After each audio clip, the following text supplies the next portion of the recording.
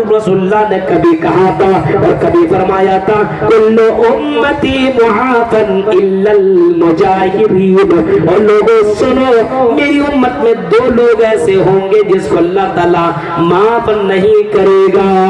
دو طریقے کے لوگ ایسے ہوں گے جس کو اللہ تعالیٰ معاف نہیں کرے گا. الا المجاہدین, جو گناہ کرنے کے بعد گناہوں کا پرچار کرتا ہو, جو یہ کہتا ہو عملت البارحۃ کذا و کذا, میں نے گزری ہوئی رات میں نے یہ کیا یہ کیا یہ کیا, میں نے فلاں رات میں یہ کیا یہ کیا یہ کیا. حالانکہ گناہ اس نے کیا کوئی جانتا نہیں تھا اللہ کے علاوہ, لیکن اس نے دوسروں کو بتا کر کے اللہ کی نظر میں اپنے آپ کو گرا لیا. وہ بتاتا ہے, سمجھتا ہے کہ میں نے بہت ہی بڑا کام کیا ہے, میں نے بہت ہی اچھا کام کیا ہے. بہت سے لڑکوں کو آپ دیکھیں گے غلط کام کیا ہے اور پرچار کرتا ہے. بہت سے لڑکیوں کو آپ دیکھیے غلط کام بھی کرتی ہے اور پرچار بھی کرتی ہے. حالات دیکھ رہے ہیں. نبی کے پاس آئی اور کہنے لگی یا رسول اللہ مجھ سے غلطی ہو گئی. افسوس کرنا یہ مومنوں کی پہچان ہے.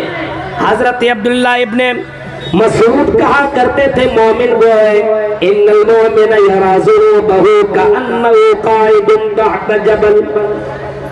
مومن وہ ہے, مرد یا عورت, مومن کی پہچان یہ جب اس سے کوئی غلطی ہو جایا کرتی ہے. مومن کی پہچان یہ بتائی گئی.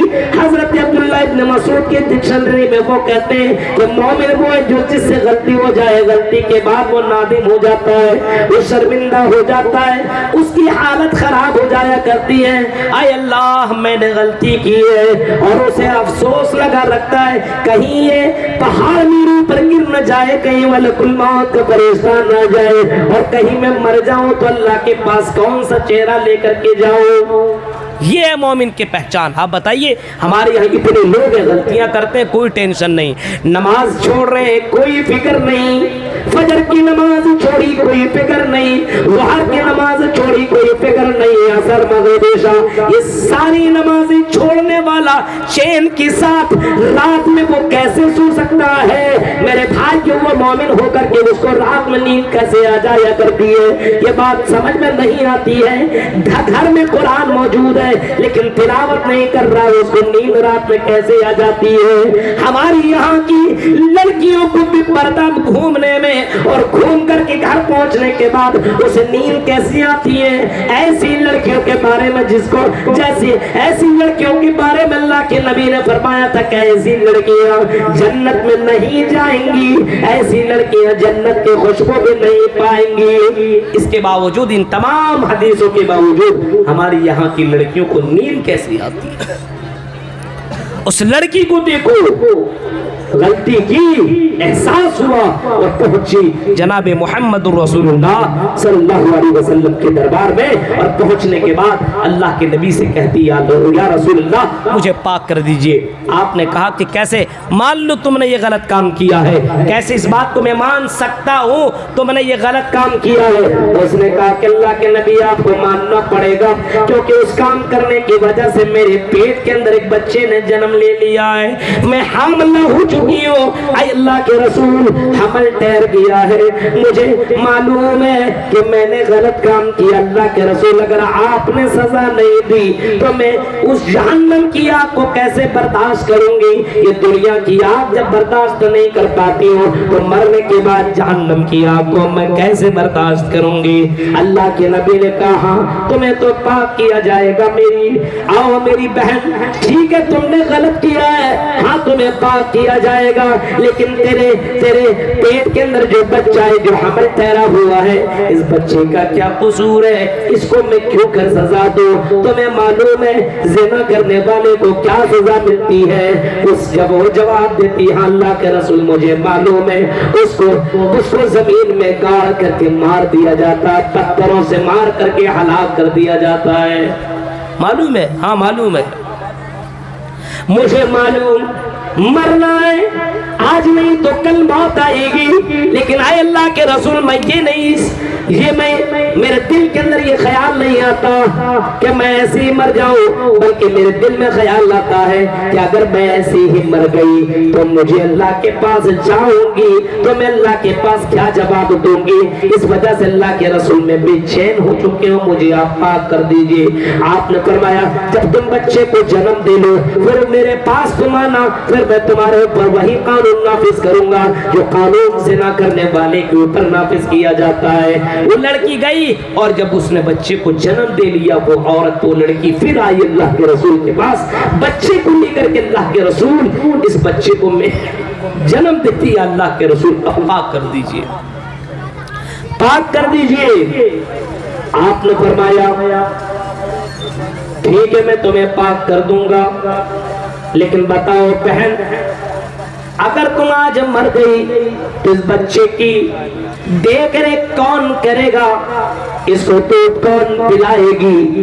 کون ہے جس کو دیکھ ریکھ کرے؟ کوئی ہے تمہاری نظر میں؟ کہا کہ نہیں۔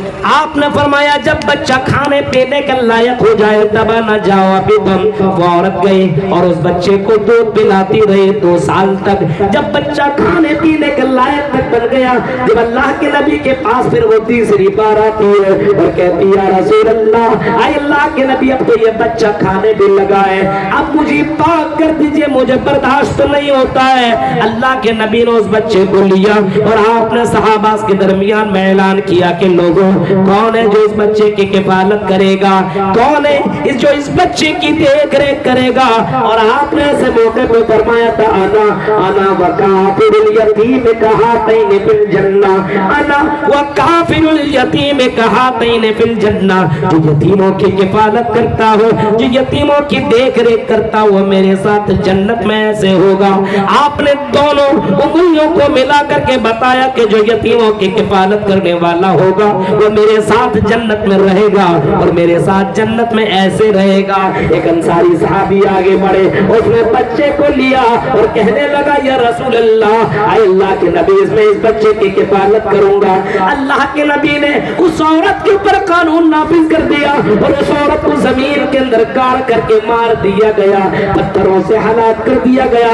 اس عورت کو اس بات کی ذرہ برابر پرواہ نہیں کہ اس کو مار کر کے ختم کر دیا گیا، اس کو اس بات کی خوشی تھی کہ مجھے دنیا کے اندر قانون، مجھے دنیا کے اندر سزا مل گئی، میں جہنم کی سزا سے بچ گئی ہوں۔ میرے پیارے ساتھیوں غور کرو، تصور کرو، پہلے کے زمانے میں اگر کوئی غلط کام کر لیا کرتا تھا یا کر لیا کرتی تھی تو اپنی زندگی میں اتنا زیادہ وہ افسوس کیا کرتی تھی، اتنا زیادہ وہ شرمندہ ہوا کرتے تھے کہ دوبارہ وہ کام کرنے کی ضرورت نہیں کیا کرتی تھی۔ ادھر کے علاقے میں اور اکثر جگہوں پہ میں نے جلسوں میں دیکھا ہے کہ آج کل ہمارے یہاں جلسوں میں لڑکے اور لڑکیاں پہنچتے تو ہیں لیکن جلسہ کم سنتے ہیں اور جلسہ دیکھنے زیادہ آتے ہیں، جلسہ زیادہ دیکھنے آتے ہیں۔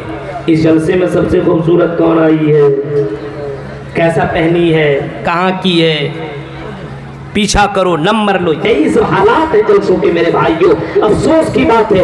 والذی بعث فی الامیین رسولا منھم یتلو علیہم آیاتہ ویزکیہم، ہم نے ایسا نبی بھیجا، ایسا رسول بھیجا تو تمہیں برائیوں سے پاک کیا کرتے ہیں، جو تمہیں غلط چیزوں سے پاک صاف کرتے ہیں۔ عرب کی سرزمین کے اندر یہ توحید کی کمی تھی، شرک کا بول بالا تھا، اللہ کو چھوڑ کر کے غیروں کی عبادت کیا کرتے تھے۔ جو اللہ کی نظر میں سب سے بڑا پاپ اسی کو مانا گیا ہے جو اللہ کو چھوڑ کر کے غیروں کی عبادت کرے، یہ سب سے بڑا پاپ مانا گیا ہے۔ اللہ کے نبی سے کسی نے پوچھا تھا یہ ذنب اعظم عند اللہ، اللہ کے نبی یہ بتائیے کہ اللہ کی نظر میں سب سے بڑا گناہ کیا، یہ بتائیے اللہ کی نظر میں سب سے بڑا پاپ کون سا ہے؟ اے اللہ کے رسول یہ بتا دیجئے۔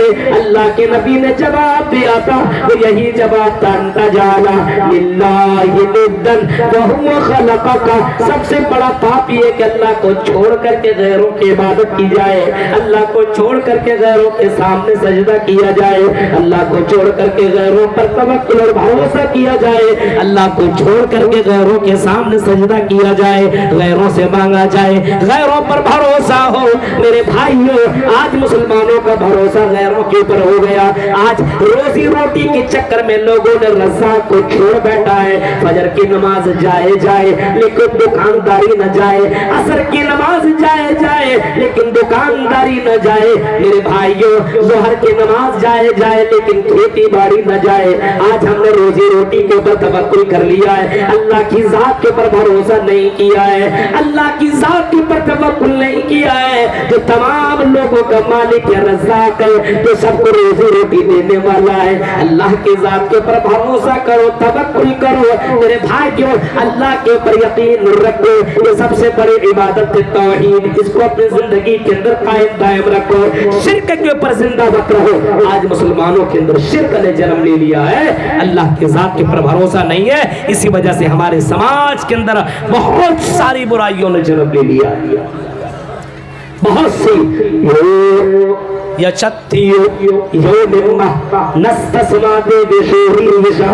हिंदू धर्म की किताबों में भी लिखा है,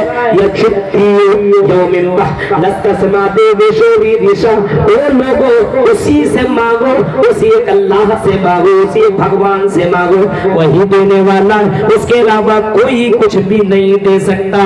नस्तस्मा देवेशोरी दिशा, जर्रा बराबर भी तुम्हें कुछ भी नहीं दे सकता है, कुछ भी नहीं। क्यों नहीं दे सकता? क्योंकि ये खुद कमजोर है, खुद लाचार है, मजबूर है, ये तुम्हें क्या देंगे?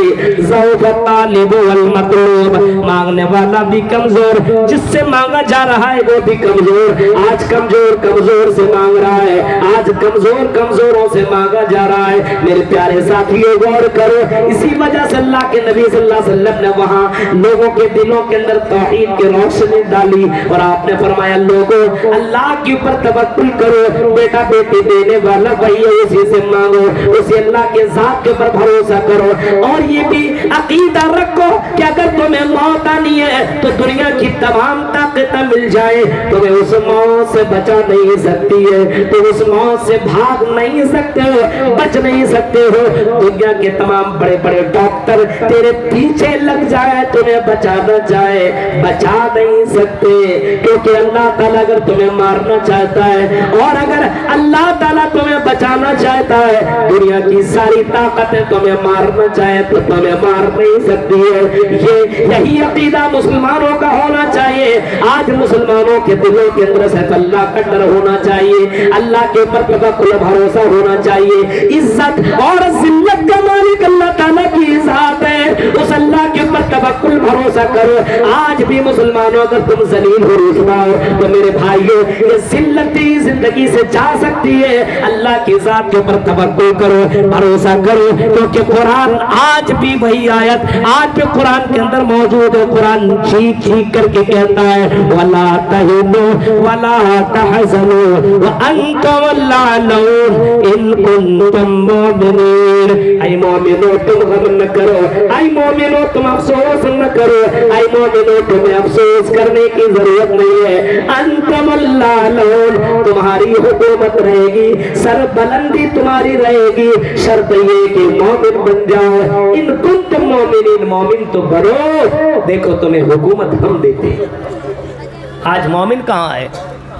अजान सुनने के बाद आप अपने मस्जिदों का जायजा लें।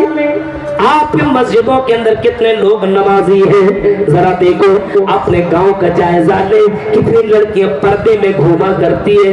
जरा अपने घरों का जायजा ले, कितने लोग आपके घर के अंदर नमाज पढ़ रहे हैं। अल्लाह के नबी सल्लल्लाहु अलैहि वसल्लम ने कभी फरमाया था, इज़ा तबायातुम बिल-ईना व अखज़्तुम अज़नाबल बकर व रज़ीतुम बिज़-ज़र'i व तरक्तुमुल जिहाद सल्लल्लाहु अलैकुम ज़ुल्लन ला यंज़िरु हत्ता तरजुउ दीनकुम हत्ता तरजुउ इला दीनकुम। अल्लाह के नबी सल्लल्लाहु अलैहि वसल्लम ने फरमाया था, लोगों सुनो, आई दुनिया के लोगों सुनो, इज़ा तबायातुम बिल-ईना, जब तुम सूदी कारोबार करने लगोगे, सूदी हराम खोरी, आज देख रहे हैं सूदी कारोबार बहुत ज्यादा है। सूदी कारोबार नहीं है, हर किसी के मोबाइल में ड्रीम 11 है और क्या क्या क्या ऐप लगाया है, सोच रहा है 5 दिन में करोड़पति बन जाऊंगा। सूदी कारोबार, हराम खोरी हमारी नस नस रग रग में बस गया है, हराम खोरी हमारे यहाँ